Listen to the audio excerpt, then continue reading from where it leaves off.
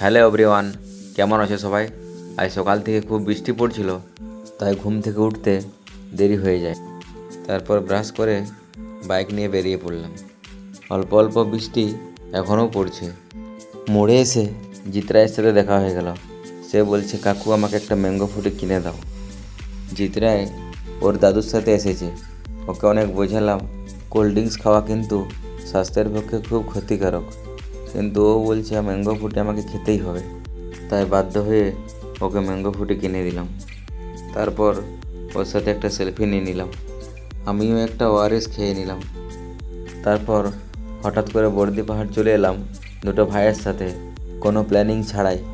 এখানে মানুষ কী জন্যে আসে আমি ঠিক বুঝতে পারি না। শুধুমাত্র এই ভিউ ছাড়া অন্য কিছু নেই এখানে। মানুষ কেন এখানে ছুটে আসে এটা আমার মাথায় ঢোকে না। আমিও একটা পোজ দিয়ে রিলস বানিয়ে নিলাম, পরে এটাকে পোস্ট করব বলে। একটু আগেই বৃষ্টি পড়ছিল, এখন আবার খুব রোদ দিচ্ছে। এই বছর এই মেঘের গতিবিধি বোঝা খুব মুশকিল। কখন বৃষ্টি পড়বে আর কখন রোদ দেবে এটা কেউ বুঝতে পারছে না। আমরা জঙ্গলের দিকে এসে একটু হাঁটাহাঁটি করলাম, আর প্রচুর সাপের ভয় লাগছিল, ওই জন্য আর বেশি দূরের দিকে গেলাম না। বর্দি পাহাড় থেকে বাড়ি এসে তাড়াতাড়ি করে খাওয়া দাওয়া করে সোজা মাঠে চলে আসলাম। আসলে সারাদিন যেখানেই থাকি না কেন, বিকেলবেলা যদি মাঠ না আসি তাহলে রাত্রেবেলা আর কিছুতেই ঘুম হতে চায় না। মাঠে এসে আমাদের স্টার গোলকিপার মঙ্গলের সাথে পেনাল্টি শট খেলছিলাম। একটা কিক করলাম, উপরের বারটা ছিল না বলে মঙ্গল বলছিল এটা বাইরে যেত, আর আমি বলছিলাম এটা 100% গোল হতো। তারপরের শটটায় তাকে আবার একটা গোল দিয়ে দেখালাম। এই গোলটা যদি না দিতে পারতাম তাহলে তাকে বিরিয়ানি খাওয়াতে হতো। খেলার পরে দাদার সাথে চলে এলাম পাপুদার দোকানে। দাদার বিয়েতে কীরকম প্যান্ডেল হবে, কীরকম খরচা হবে, প্যান্ডেলে কী সব থাকবে, এই সব নিয়ে কথা হচ্ছিল। আমাদের সাথে ছিল প্রণবেশ আর শুভ। আজকে শুভর বার্থডে ছিল, তার জন্য তাড়াতাড়ি করে আমরা সমস্ত কথা সেরে নিলাম। কেক কাটার আগেই আমাদের পাপুদা, যে সবার জন্মদিনে বেশি বেশি করে খায়, সে ঠিক মাংস নিয়ে বসে পড়েছে। যে কেক খাওয়াচ্ছে সে আমাদের রঞ্জনদা। ক্রিকেট খেলার মাঠে যদি কেউ ফিল্ডিং মিস করে তাকে খুব গাল দেয়। খেলার মাঠে কী গাল হতে পারে সেটা তোমরা বুঝে নাও।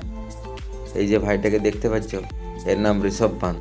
এখন কেক খাওয়াচ্ছে আমাদের পাপুদা। আসলে যার জন্মদিন তার জন্য কেক আনা হয়, কিন্তু সে কেকের কিছুই পায় না। এখন কেক খাওয়াচ্ছে আমাদের নারায়ণ স্যার, আর নারায়ণ খুব রাগী ছেলে, তাই নারায়ণের নিয়ে কিছু বলবো না। এখন কেক খাওয়াচ্ছে আমার দাদা, আর আমার দাদার নিয়েও বেশি কিছু বলা যাবে না। তারপর কেক খাওয়াচ্ছে আমাদের পাপুদা। তবে বার্থডে যারই হোক না কেন, এই পাপুদা কিন্তু সেই কেকের 70% খেয়ে নেয়। আর মাংস যদি সবাইকে 4 পিস করে দেওয়া হয় তবে পাপুদা খায় 10 পিস। তারপর কেক খাওয়ালো আমাদের স্টার, আসলে স্টার বললে ভুল হবে, আমাদের সুপারস্টার দয়াল মাহাতো। তার একটা ডাক নাম আছে সরোজ প্রামাণিক। আমাদের টিমের ক্যাপ্টেন প্রণমেশ গোস্বামী, সে অবশ্য সব কিছুই একটু কম কম খায়, তাকে নিয়ে আর কিছু বলার নেই। সবার শেষে কেক খাওয়াচ্ছে অজয় ভাই। আর খেলার মাঠে সবাই যাকে বীর নামে চিনে, আমাদের টিমের বীর, সব ঝামেলায় কিন্তু একে আগে পাবে। কেক কাটার পরে আমরা খাওয়া দাওয়া শুরু করে দিলাম। এই যে দেখতে পাচ্ছ পাপুদা, দয়াল, আমি, শুভ, আর শ্যামসুন্দরপুর স্কুলের টিআইসি স্যার, আমাদের রঞ্জনদা, হালদার বাবু, আমাদের ছোট ভাই ঋষভ পান্ত, আমাদের টিমের বেস্ট অলরাউন্ডার নারায়ণ মণ্ডল, আর আমাদের টিমের ওপেনার এই যে বীর। আমার দাদা রয়েছে একবারে শেষ প্রান্তে একা একা। তো আজকের মতো ব্লগটা এখানে শেষ করছি। Bye, good night.